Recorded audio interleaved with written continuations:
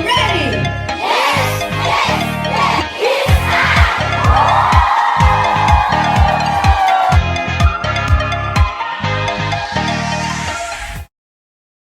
My name is JJ. My name is JM. My name is Jack. My name is Jay. And my name is Jamie. And welcome to It's Time Financial House. So, are you ready?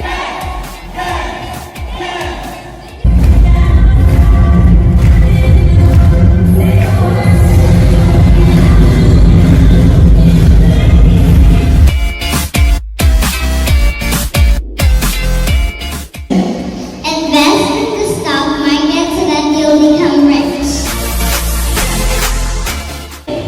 I know it's unconventional, it's not traditional, but it works.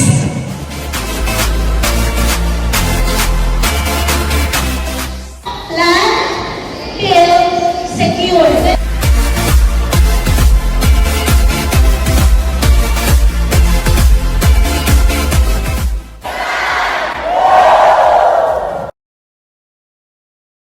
I'm JJ. I'm JM. I'm Jack. I'm Jake. And I'm Jamie. And welcome to It's Time Wow!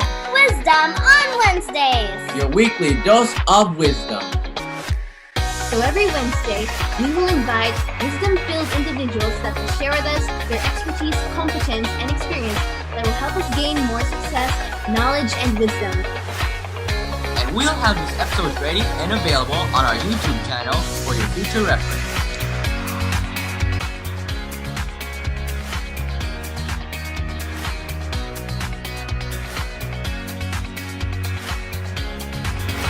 So get your fill of wisdom every Wednesday. It's time!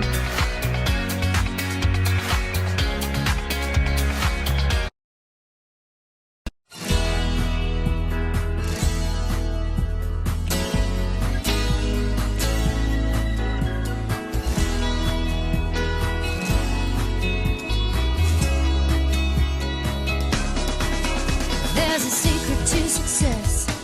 Everybody hopes to find.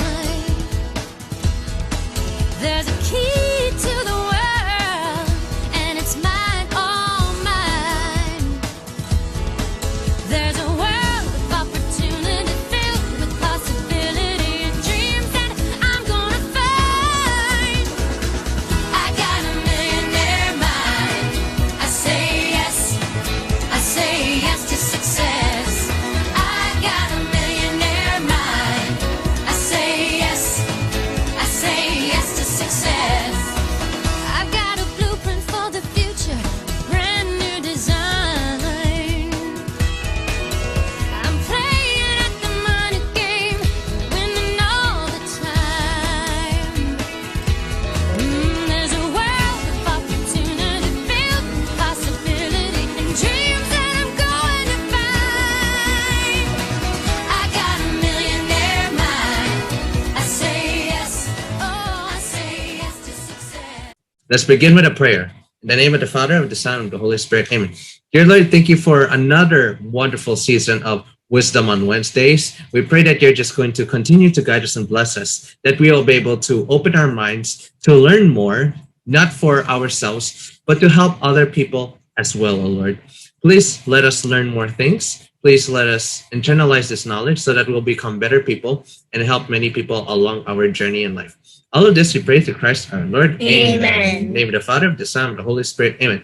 Good afternoon, everybody. I'm JJ. I'm JM. I'm Jack. I'm Jake. And I'm Jamie. And welcome to It's Time Wow! Wisdom on Wednesdays. Your weekly dose of wisdom. Our guest speaker will share with us his program, Your Great Entrepreneurial Adventure. For the first episode, he will explain why your mindset matters most and how to harness your superpowers, and guide you to tell the story of your own adventure, your greatest story ever told. On the second episode, The Heart of Your Adventure, the roadmap to your success. He will be discussing the right market for your products and give you tips on how to stay on track with your goals. On the third episode, he will let us discover our superhero powers and will teach us how to stay aligned. On the fourth episode, the hero's companions, your Achilles army, shields and swords. We will be guided on whether we have the right companions on our journey to success. And on the last episode, the quest continues. The end of the beginning. He will make us understand the entire program of entrepreneurial adventure. So, join our family as we bring you your regular dose of wisdom on Wednesdays. Our guest speaker lives his mission to inspire people and make a difference to humanity. Based in the Perth Hills of Western Australia, he is an entrepreneur, coach, presenter, and author who has created and grown many businesses, given customers and staff great experiences, and inspired many people to improve their lives.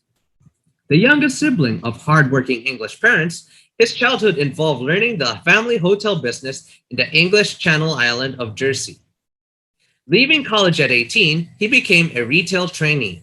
By 19, he was already a deputy store manager. And since aviation was another family passion, he gained a pilot's license. After winning a UK Business Award, he and his first wife relocated to Perth to achieve their dream of owning their own family home. He enjoyed a successful retail career with various big chains, but wanted to control his own destiny.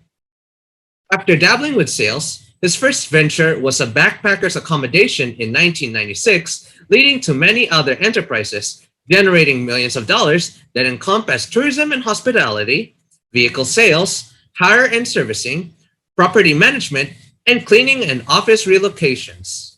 After a lifetime commitment to personal development, he became a successful business and life coach who has mentored hundreds of people to help them live happier, more fulfilling lives. He and his wife, Jo, are carers for her disabled son, but with strategic mobile business systems, have also been international travel adventurers until the pandemic put it on hold. He also published, "If Life's Worth Doing, It's Worth Doing Well." Ladies and gentlemen, please welcome Coach Tony Inman. Hi, good afternoon, everyone. Welcome to another episode of Wisdom on Wednesdays, where we guest wisdom-filled individuals to share their expertise, knowledge, and wisdom with us. And today's the last day of our series, The Entrepreneurial Adventure. And for our last episode, the quest continues, the end of the beginning. Coach Tony here will sort of summarize all topics of the series and teach us how to go from here. So hi, Coach Tony. How are you and how's the quarantine going? Hi, Joey. Yeah, I'm excellent. Thanks. Actually, I could quite get used to this isolation. It's been quite handy to get on with some of the work that I wanted to do at home. And you get deliveries of food and groceries and everything else. So it's been rather nice actually just to spend some time at home and not have to. I've got an excuse to do it. Yeah, that's true. That's true, actually. Yeah, it's been great. How are you going? Everything all right in the Philippines? Yeah, still on a lockdown. I think that they lifted the lockdown. I'm not sure. But I'm not that excited now because it has started to rain. So we can't really go to the beach at this point. We've just had the worst week ever in rainfall in Perth. It has been torrential. I was actually considering building an ark earlier on this week because the rain was so hard. I thought we were going to get washed off the hill. Parts of Perth were absolutely flooded, and the main streets of Perth were actually underwater. There was water going into shop fronts and coming through ceilings and all sorts. So it's been very unusual weather, and we're apparently about to get a lot more tomorrow. So, yeah, interesting times. I feel sorry for these poor shopkeepers. They've just had COVID, a lockdown for, snap lockdown. And then just as they reopened, they got hit with these freak storms that have come in one after the other. So it's just been crazy. People had sandbags outside the front of their shops, for example. So how you deal with that, I do feel sorry for them. But that's life. This is the things that happen in business. What can we do, right? So, yes, the quest continues, the end of the beginning. Right. Why did I call it that? Well, it's my view that it is an ongoing journey.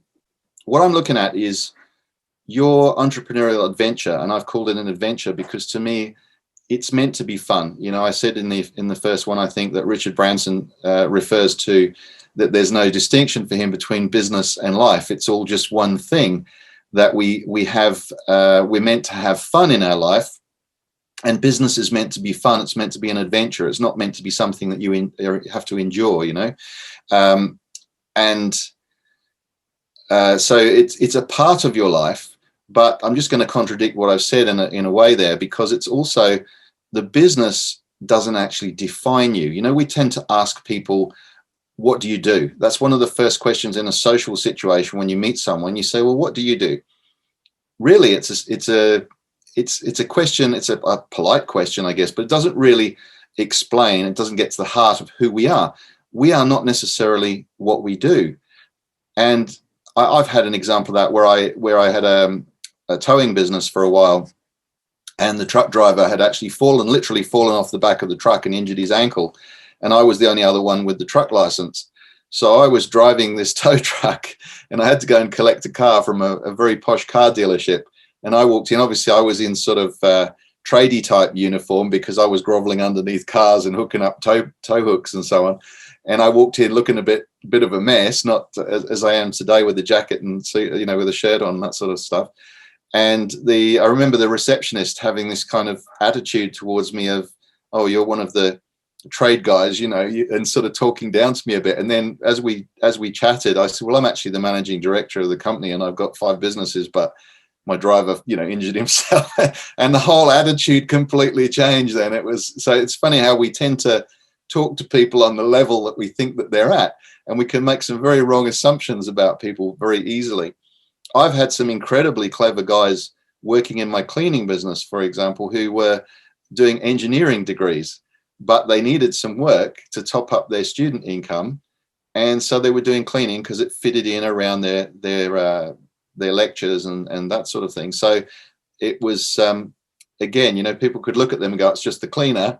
But these guys were really smart guys. So you can never judge a book by its cover in that sense.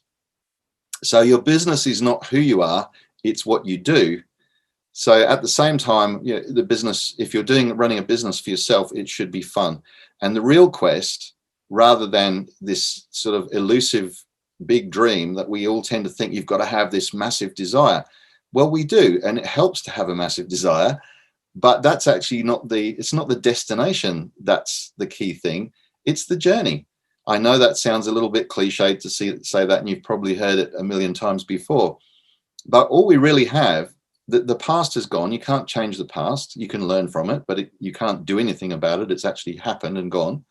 The future may or may not happen. We tend to worry about stuff that might happen, and very often it doesn't. And we can spend far too much energy on that. And really, the only thing we have is the present. And that old cliche, corny quote is that, you know, the present is a gift. So that's why they call it the present. And that's the moment that we exist in, is right now, here, right now. So we should be enjoying every day and making the most of it. And that's why work-life balance is so important. And as a coach, that's something I really work on with clients, is to say, yes, your business is really important and you do need to focus on it. But at the same time, if you neglect your family, you're going to have problems. If you neglect your health, you're going to have problems. Neglect to look after your personal finances, you're going to have problems. So it's a matter of balancing all areas of your life and having fun while you're doing it. And that's one of the reasons why Joe and I, my partner, my wife of 14 years now, we love to plan holidays and go on travel adventures and so on, because that gives us something to look forward to, something that we're working towards. And it gives us a change of scenery, and we always come back refreshed from those things with new ideas. Some of my best business ideas have occurred when I've been on holidays and doing something completely different. And that's when you allow your creative juices to start flowing, and you suddenly come up with ideas and things. Oh, when I get back to work, I'll try this, you know. So it is a journey. It's not just this destination that, yes, you need an exit strategy, you need some kind of end plan that you're working towards. But the key thing is to enjoy every moment and every day. In business and in life, if you're not moving forwards, you're slipping backwards. So just as mankind has evolved over the millennia, we need to keep on evolving, looking for new ways of doing things. I mentioned that Kaizen principle at the end of last week, that the Japanese have the philosophy of slow and steady improvement in all areas. So constantly taking the long game, the long-term game, what Simon Sinek calls the infinite game, the progress that you're making in small chunks right across the spectrum of everything that you're doing. If you change 100 things and make them 1% better, you'll see a massive difference down the track rather than focusing on one thing and trying to make that one thing 100% better. Obviously, there are certain things that come up that you do need to put extra focus on, but the point is that it's a constant and steady growth across all areas. So this is an important quote, I believe, and it's Charles Darwin. I love this picture that I put in with it. The ape with the selfie stick. It's not the most intellectual or the strongest of species that survives, but the species that survives is the one that is able to adapt to and adjust best to the changing environment in which it finds itself. So it's all about adaptation, innovation, improvement. You know, as I just said, Kaizen, slow, steady improvement. You're a big Tony Robbins fan, I understand, and he calls it CANI, constant and never-ending improvement. So remember that Darwin quote. We'll come back to that.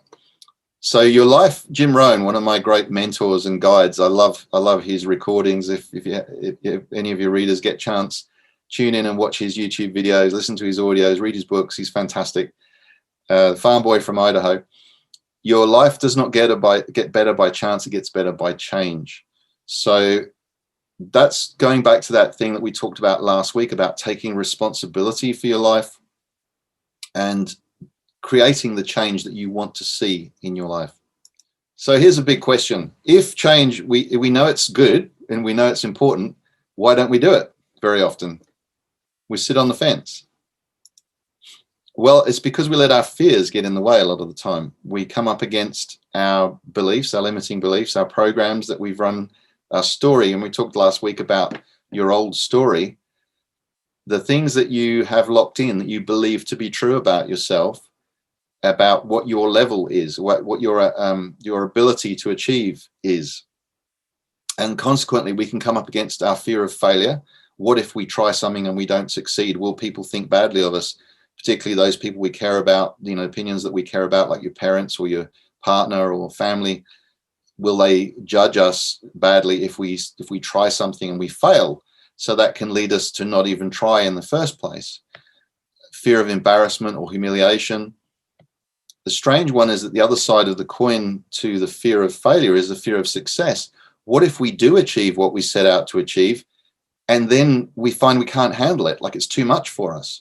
So that can be, I'll just play it safe and I'll just kind of only succeed to a certain level because that's what I'm comfortable with.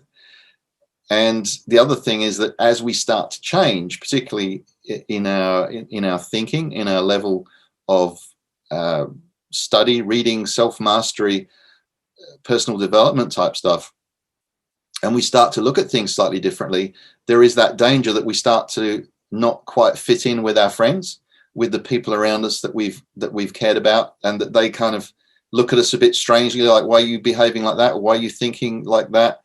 And then that can cause a rift. And sometimes we don't want to lose those people, so we deliberately hold ourselves back to that level. I've read it many times that you are the average of the 5 people that you spend the most time with. It's good to surround yourself with eagles rather than turkeys, shall we say. So people who also want to improve their lives, who want to keep on developing rather than staying stuck where they are or in a rut. We want to be hanging out with people who think the same way that we do and that want to improve their lives. So what happens? Well, we think that if we don't take any risks, we can stay safe.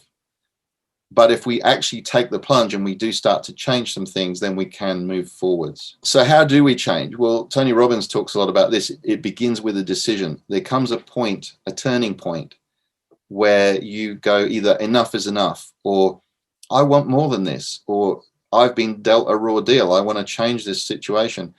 What I was talking about before, when you take responsibility for the change that you want to happen, when you decide to come up with a new story for your life, it's a decision. And that decision can be the turning point.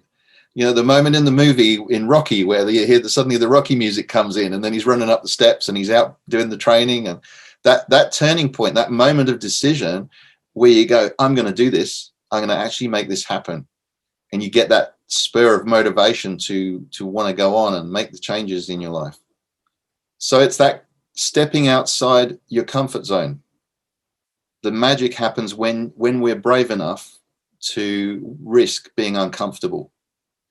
When you're asked to make a public speech and your throat dries up and you think, I can't do this and I'm terrified, and then you get up and you start talking and suddenly you find you can do it. Those sorts of situations where your own belief is holding you back, but once you take that step, then you realize that it wasn't as scary as your imagination had led you to believe that it could be. That old saying of fear stands for false evidence appearing real. So our fears and our desire to stay where we feel comfortable and safe is what can also limit us. So, and that's when you get the voice in your head, the ego that kicks in and says, oh, you're no good at this, don't do this. You know, it's easier if you just stay where you are and let somebody else do that. And that's just your ego is trying to keep you safe by not exposing you to risk of humiliation or failure or all those other things that we talked about. But when you're brave enough to take that step, suddenly magical things can happen. So asking better questions, we talked about this earlier about why did you go into business is the key question right at the beginning. What is it you're trying to achieve? And more importantly, what is that going to then do for you or for the people around you that you care about, your family or somebody that you're trying to help? And then looking for who can help you to get where you want to go.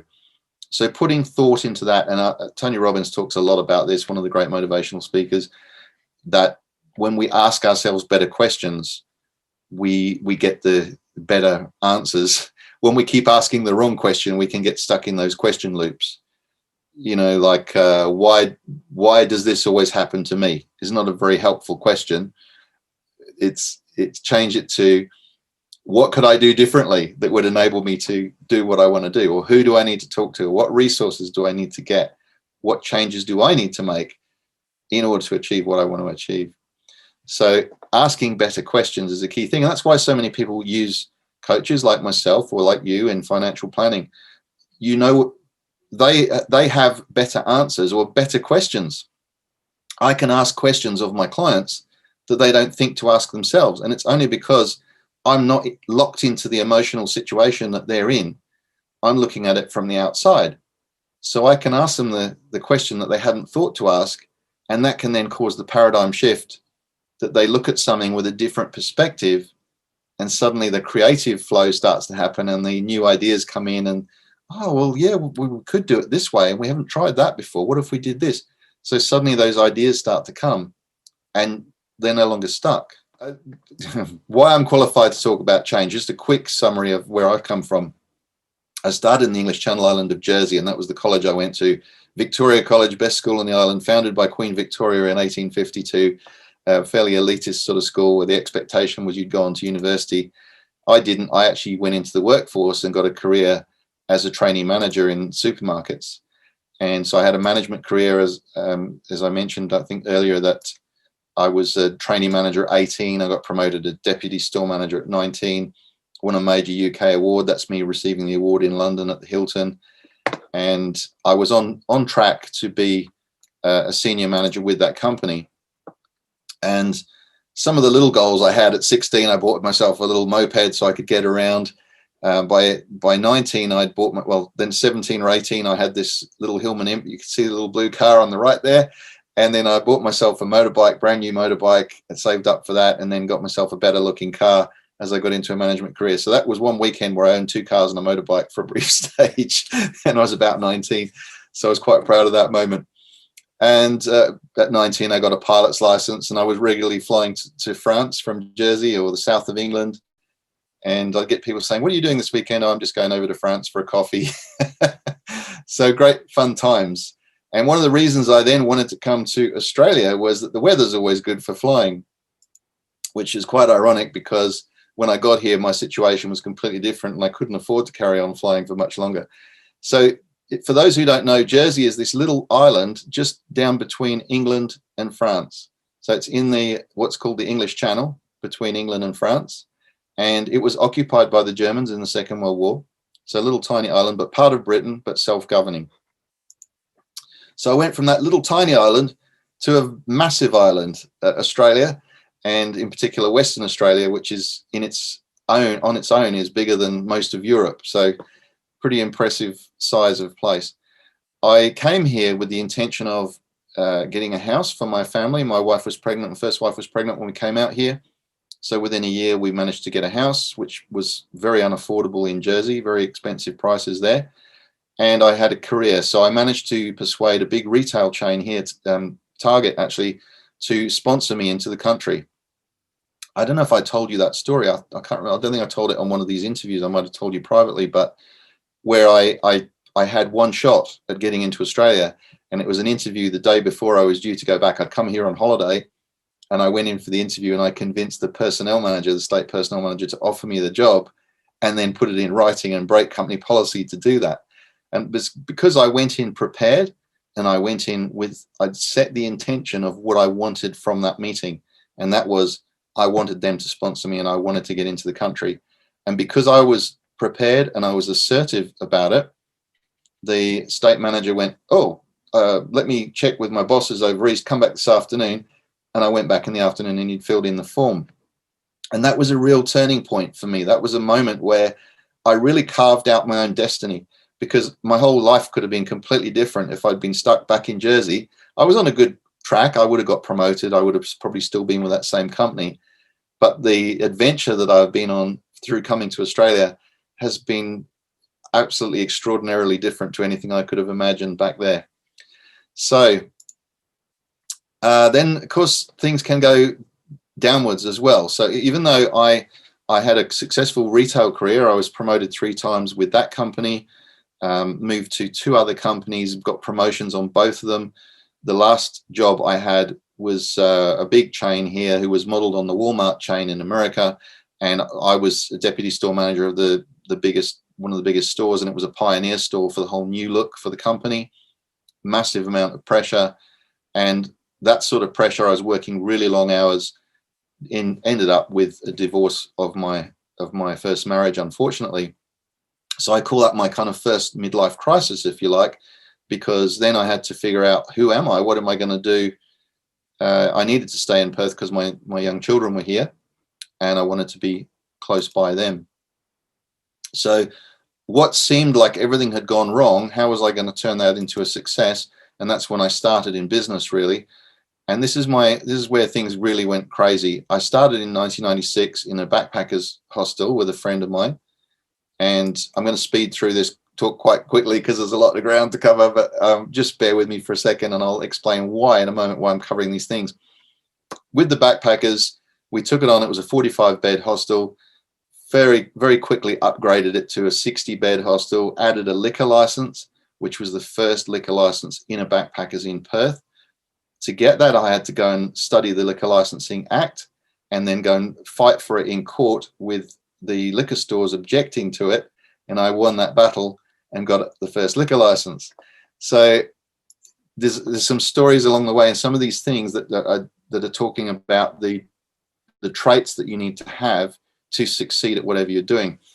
So down the road, I wanted to adapt where there was couples that were staying at the backpackers who wanted to have their own privacy. So we started getting some apartments down the road and then renting out by the room, kind of like the Airbnb situation today. We were renting out by the room, walking distance down the road from the backpackers. So these couples could stay there in a bit more luxury, but come up and join in on all the party stuff that was going on the fun times. So I ended up with 4 apartments there and then subleasing another 2, started learning all about property management. Then I took over running the building. So there was a 28-unit building down the road. I became the chairman, treasurer, strata secretary, and caretaker of the building. Then in 99, I went to my accountant and I was talking about the things that I wanted to expand and create. And he said, go away and write a strategic plan of what you want to achieve. And I wanted to do things that were not just limited to the backpacker industry. I wanted to do other things. So this is where diversification came in. I prefixed Red Backpackers, the original name of the business, with the Club Red brand. So I created a whole new brand. So Club Red Backpackers then enabled me to do other things. I'd started doing some tours. So some of the tour operators said, you can't do that without a license. So I went, okay, I'll go and get a license. So I went and studied with the University of Sydney, got a certificate in transport management, and bought a bigger bus and started doing my own tours, doing wineries tours and adventure tours and so on. And then I had the idea where some of my people were getting ripped off by dodgy car dealers and dodgy mechanics, and I wanted to look after them. So I set up the first backpackers car dealership in Perth. Now, that was a different step altogether. That was an area that I didn't really know that much about. But this is where I realized that you don't necessarily need to know everything about an industry to be able to run a business. What I did was I found an experienced yard manager who had run had run a car dealership in his own right. And I found a mechanic as well. So I then started doing servicing. So I could get these people to give me the expertise and to give me the answers to the questions. All I needed to know was how to run the overall business, but their expertise came in to tell me the things that I didn't necessarily know myself. So that's why when we talked last time about the importance of putting people in your team around you that are experts at what they do, and they may know more about something than you do. As long as you've got a working knowledge of it, they can give you the highlights, the information that you need to know to make the decisions, but you draw on their expertise. And then we decided if we can't sell people a car, well, we'll hire them one instead. So we started putting together a fleet of hire cars, and we ended up with about 20 hire cars on the road, and they were going throughout Western Australia, down south and up north, not any further, not interstate, because the distances are so huge here in Australia that it would just be impractical. Then I decided that most of my people were on working holiday visas. So this relates back to where I was talking about what's the add-on experience that you can create for your customers. What is it that they're looking for, and where can you value add? So a lot of them needed work. They were on working holiday visas. So by setting up something where you didn't need to be a rocket scientist to do it, I set up a cleaning business where I could employ these people, and it was a business in its own right, but it created work for them. They would then have money to spend that they could either buy one of my cars or spend money over the bar or spend money doing tours. So it was feeding it back into the system. So it all kind of made sense. I also briefly had an employment agency the structure of it didn't quite work. So I tried it, but I closed it down again because of the way that the legal structure was set up here. So be willing to try things, but also be willing to not try and flog a dead horse. If something's not working, cut your losses or get out of it again and go to something that will work. So I tried also for a little while. I took on a guy who was an experienced removalist, and he'd just come from a company that had worked in furniture removals. And I thought this could be another area where we could employ our backpackers and give them work. So we started doing office relocations. And we ran that one for about a year, and then found that we were again chasing people for money, which wasn't really part of the way that I'd set things up before. So cash flow is such an important issue with your business journey. They say cash is king.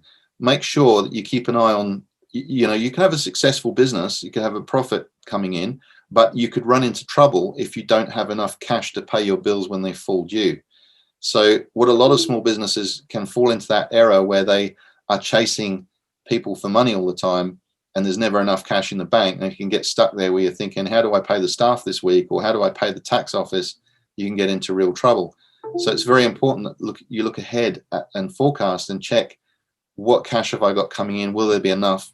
Do I need an overdraft situation, or can I make sure that I've got some cash reserves or something so that I don't fall into trouble? What's my contingency plan for that? I then saw an opportunity to buy some more real estate. I bought a block of land that was right next door to my backpackers, and it was a strategic purchase because it was an expensive block of land, and it also was next door to the hostel. So it meant that the owners of the hostel where I was leasing wouldn't, if they got the third block in a row, they would probably demolish the lot and build a high-rise block of apartments. So it was kind of a blocking maneuver to stop them from taking the lease away from me as a long-term thing. It was effectively kind of my long-term investment. That's when, in the middle of all this, as you can see, there was a crazy amount of stuff going on. So I would say I probably had 5 businesses on the go at any time there, don't do that. Learn from my mistake. The stress and pressure, it's great when it's all going well, but as soon as you get a few hiccups and there's pressures going on, that's when my second wife, things got on top of her, and she really had this, she was from England and she really wanted to go back to the UK. So she decided that she'd had enough here. Now, I had children in Perth, Western Australia. I didn't want to leave them. I wanted to be accessible to them. So unfortunately, we parted ways, but as friends, but she went back to the UK. So she had been my sounding board, my business partner throughout all this. Well, I set up the hire cars on my own, but prior to that, you know, with the backpackers and the tours and the cars, she was involved in all that and was a great business partner. But unfortunately, things didn't work out. So that's why I said right at the beginning, you have to be careful that you don't neglect the other areas. I had become a workaholic and I had so much going on that I wasn't really paying the attention that I needed to some of those things. So when she left, I was really shocked because I thought that this was the lady I was going to sit on the rocking chairs with, you know, on the veranda and see our old age out, and it wasn't to be. But I had to then, even though I was going through a tough time in my personal life, I had to hold it together because I had all these staff that were working for me who were dependent on me. And so I had to get through it and find that inner reserve to keep going, even when things kind of started to fall apart for me personally. And I had a period there where I thought, why the heck have I done all this? What's it all been for? And then I realized, well, we'd done it for both of us. She wasn't here, but I still was. So I had a reason to keep going for me and to set an example for my children and to do something important with my life. So at that point, I needed some injection of enthusiasm to kind of reboot things.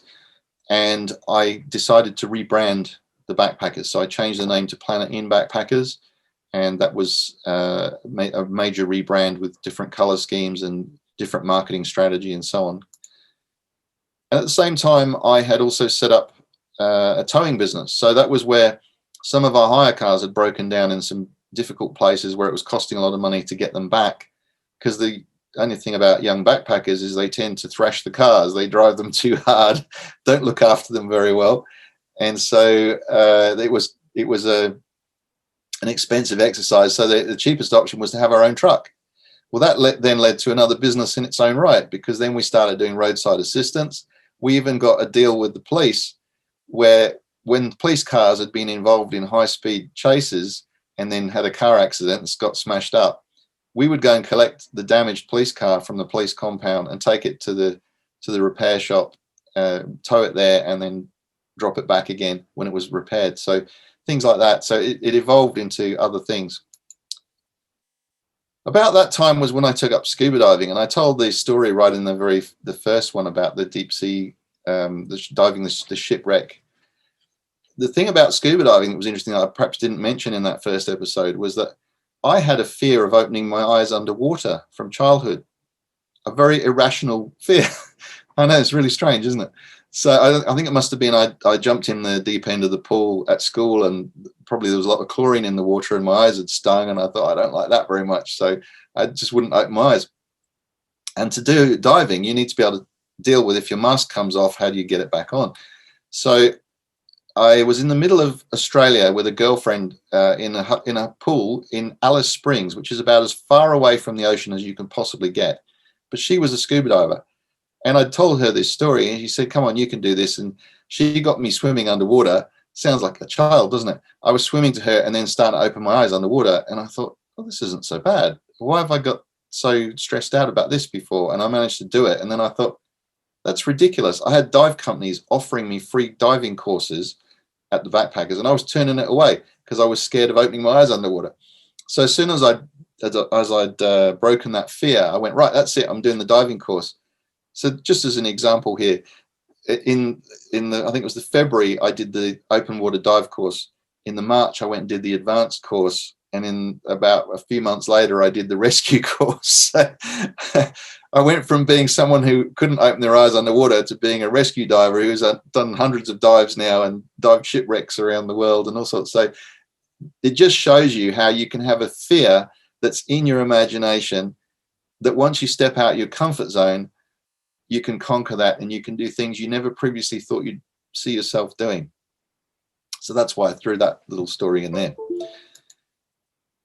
Then I met my third significant other, which is my wife, Jo, that I'm now with. I know I'm a terrible person, 3 marriages, but you know what? We've been together for now over 14 years. We actually met through a dating website online, and that was because all I was meeting was backpackers. So I had a great time for a while where I was dating lots of lovely young backpackers, but they were all transient people. They were all, I'd just get to know them, and we'd be getting into a relationship, and then they'd have to leave, and you're left on your own again. So I thought, I've got to look outside that. So again, taking responsibility for my life, I knew I wanted to meet someone who was going to be around permanently, and who that I got on really well with, and who could be my partner. And I met Jo, and we just clicked instantly, and we've been together for 14 and a half years, I think it is now. So, and we've traveled all over the world together and done amazing things. And I'm just so fortunate to have met her. She's been absolutely fantastic. So with Jo, the other thing we also had, my children were grown up by then, so they'd already left home. So I'd kind of cleared that situation and thought, right, I'm on easy street now. I don't have any kids to worry about. Jo, when I met her, had Troy, who's was 13 at the time, and he had what was classed as a juvenile epilepsy situation, and had been misdiagnosed. And it turned out that he actually has a genetic illness. It's called Unverich-Lundborg disease, which is a progressive illness. So he's now 28, nearly 28, and he requires full-time care. He also, because he has this epilepsy condition that's an extreme one, plus high-functioning autism.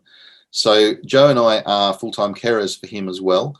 That also means that I've had to set up my business around the fact that I also need to be available to help out with those duties, and therefore it's made me systemize things better. It's made me look at how could I run this from a laptop if I need to. And so I still have a cleaning business today. That was another thing I took up. I'll just come to that. Oh, there was events along the way. We started doing events. So slight rewind here. That sounds ridiculous when you tell a list so quickly, but it all made sense. Each step at the time made sense, right?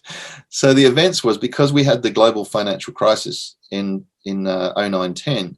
I started looking at how can we raise money? How can we get people coming and drinking in the backpackers and spending their money there, because the tourism numbers had dropped off. And I was also looking for how can I create work for these backpackers. And I'd closed down that other cleaning business before because I was chasing people for money all the time. Then I realized that if I did contract cleaning, I was working for owners of apartment buildings where you get the contract and then you're doing the same work week in, week out, and you're getting paid regularly. So it made sense to me that that cash flow situation was under control, that I knew that the payments were going to come in, and I knew that it wouldn't be a problem for me to be able to pay my staff and pay the bills and pay for the supplies, cleaning supplies and so on. So I'd set that up in February 09, the cleaning business. And then in 09-10, we had the global financial crisis. Around that time, I'd also decided, what am I going to do? And I sold the backpackers business because the occupancy went from 100% to 50% virtually overnight. Same kind of situation a lot of these people have had to deal with now with the global pandemic, is that you can have a business that's tracking really well, and then suddenly it all falls in a heap through no fault of your own. So you need to, at times, be able to reinvent yourself and come up with a better way of doing things, or a different way of doing things. So I went on coaching courses when I suddenly realized that all these businesses and these things that I'd done, I'd learnt so many different things along the way that I could then pass on to other people and help them with. And so that global financial crisis was really also the sort of slight cause of my third midlife crisis, I call it, because I had to go, what am I going to do now? Well, I sold the business. I sold a couple of properties. I consolidated everything. I thought the cleaning business will still work, so I kept that going, and I still have that today. 12 years later with a team of people out there cleaning properties around Perth. And at the same time, I was able to focus on passing on all this knowledge that I'd learnt to owners of small businesses and helping them to avoid the mistakes that I'd made and helping them to do the right things that I'd done so that they could also learn from my successes. So I wanted to just cover a few of the things that I learnt from running a backpackers hostel, because it's a crazy business, that one. It's a 24/7 business, but there's a lot of business lessons and a lot of life lessons in that. As you can see in that picture, that was a 70s party we were having there where everyone was dressed up and we were having a lot of fun.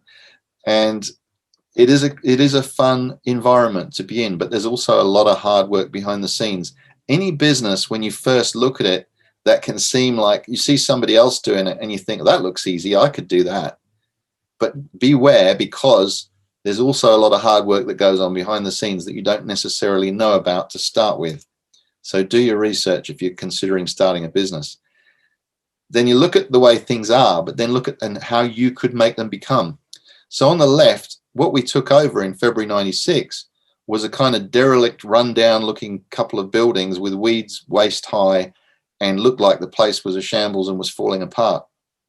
Within a year, well, within a few months really, redecorating the whole building, neatening everything up, getting a couple of buses to pick people up with sign writing on them, having drivers with t-shirts and looking professional.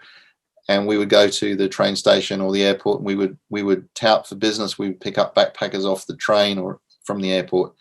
And we built the business up. Within 8 weeks, the business occupancy went up from about 50% to something like 96%. So it was recognizing the things that needed to be changed and looking at it. You can see, I love this particular one. I've just got to point this out. On the left-hand photos there, the letterbox was a suitcase that was all broken that was embedded in a pile of rocks. That was the letterbox at the front door. So put a proper looking letterbox there. Anyway, just by sprucing things up, by giving it a fresh look and a new brand, we were able to boost that business rapidly.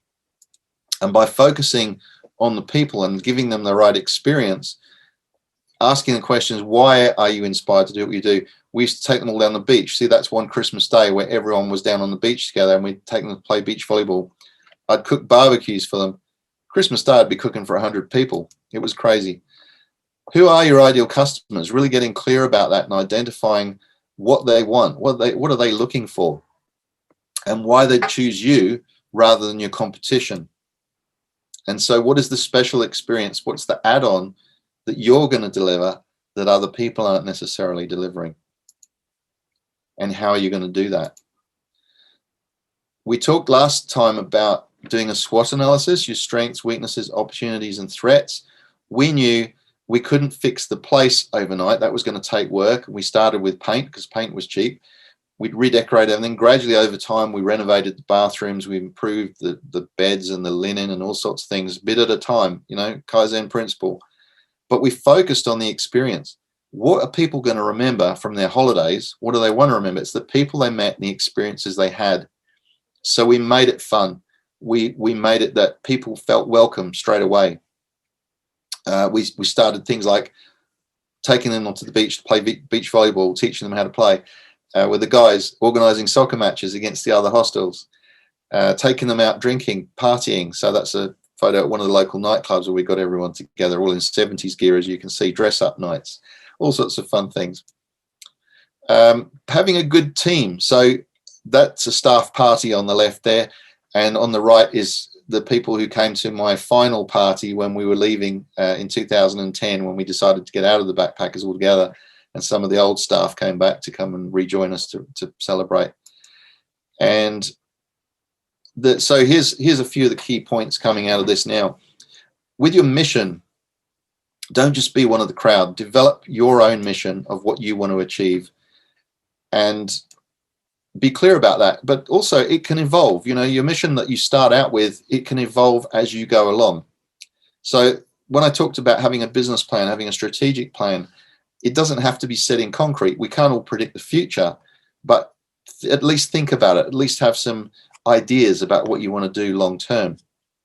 So you can see some of the fun, some of the expressions. There's Red Backpackers as it was at the beginning. By the end, it was Planet In Backpackers. I don't know how many thousand photographs I had taken on those front steps with groups of people. Such a lot of fun. Karaoke nights, as you can see, there's me with a microphone. Just a lot of fun, but just creating a really great experience for the people who stayed there. And I had so many of them saying, oh, I had the time of my life at your place. We had cats. So this one down the bottom left is Champagne. We had another cat top right there, Bourbon. Bourbon was the cat who stayed with us the whole 14 years that I had the Backpackers, and retired after that and went off with one of the staff for the last couple of years. And one of the great joys I had, as you have with running a business, was that's my daughter in the bottom right photograph there. So there's Kim. So Kim worked for me as a 16-year-old trainee with, she'd sort of dropped out and didn't know what she was going to do with her life. She came under my guidance and worked for me in the office. I trained her in how to run things. During that time, she got her Cert 3 in business, Cert 4 in business, manager's license for a liquor license, got a driving license, first aid.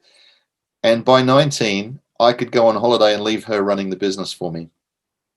So that's one of the things out of all of it that I really got a huge benefit from. I was so proud of, because seeing her evolve and come through that and grow to where she could actually run a business in my stead was just fantastic. Really, really great thing to be able to do. So remember that Darwin's theory that I brought up before? What the hostel looked like right at the beginning. It was a rundown sort of bit of a mess with weeds growing everywhere. And then in the middle, it evolved into prefixing it as Club Red Backpackers, and a much smarter sort of look at the front there in the red and white and black theme. And then by the end, I revamped it, rebranded it, and it became Planet In Backpackers. Sadly, it closed because of COVID, or because of the global pandemic. Last year, it actually closed because there just was no customers coming to Australia at the time. They're going to reopen, if ever. I don't know. It's hard to tell. I mean, at the moment, Australia has its borders closed. We're not really letting international travellers come. And I don't think that's going to change for probably another year at least. So what's happened in Australia is domestic tourism has absolutely boomed. So those businesses who have adapted and changed their whole branding and marketing strategy around attracting Australian customers, and shortly to, I believe there's a travel bubble opened up with New Zealand, so we'll be getting New Zealand customers as well. Those people who have adapted their business to suit the changed conditions are surviving. Where they were reliant on international travellers, they've either struggled or gone under. So it's a case of reinvent yourself or die. That's really how it goes in business terms, not actually literally die, obviously. So there's where we had the backyard, you see at the beginning, a real mess with bricks everywhere and rubble. And at the end, give a better example, there's a picture of what it looked like when I'd done the gardens and got all the plants growing and some decent furniture and umbrellas and things like that. So just by changing that whole look, you change the whole feel of the place and the whole concept. So in 2010, I got out of that era of that business, but as one door closes, another one opens. And so I'd met Joe. We decided to move to the Perth Hills. We bought a home together up there, and I focused on having my cleaning business still and on doing the coaching consulting work that I can run from home or from my laptop even. So sometimes I've been able to run things while I'm on holiday in Bali, or just recently in Indian Ocean territories there in Cocos Islands, or up in Brisbane. It's a changed world where we can run things through internet communications now. And so now I'm doing a lot of coaching work, presenting, training, passing on that knowledge, helping people with their life challenges or their business challenges. I wrote a book, If Life's Worth Doing, It's Worth Doing Well. So very much the philosophies that I've evolved about what we've been talking about making the most of your life, focusing on the present, keeping that work-life balance and really enjoying yourself. And I've come up with my own system, a system of keeping it all in balance. And I use the analogy of you're on the road to success, you're driving on the road to success. So you have what you probably heard a lot of coaches talk about, your wheel of life, the different areas of your life and sort of compartmentalizing them like the spokes of a wheel. Well, I've done the same thing with the business, divided that into the different sections. So those are the two wheels. And then you driving the car, you really are the driver of your business. So on this entrepreneurial adventure that we're talking about, it's a matter of having the right attitudes and mindset, working on your self-mastery, working on your leadership skills, your ability to inspire, to influence people, from customers to staff to suppliers. It's the relationships that you build in all those areas and your ability to lead things by example that's going to make you succeed or not succeed. Being able to keep everything in balance, that work and life balance that I talked about, so you don't end up getting sick or having a divorce or things going off track. And so, I talked about the business wheel and the life wheel, compartmentalizing it so that you can zoom in on one area and look at that in more detail. That's a whole other session we could go on to, but I just wanted to give you other highlights of that today.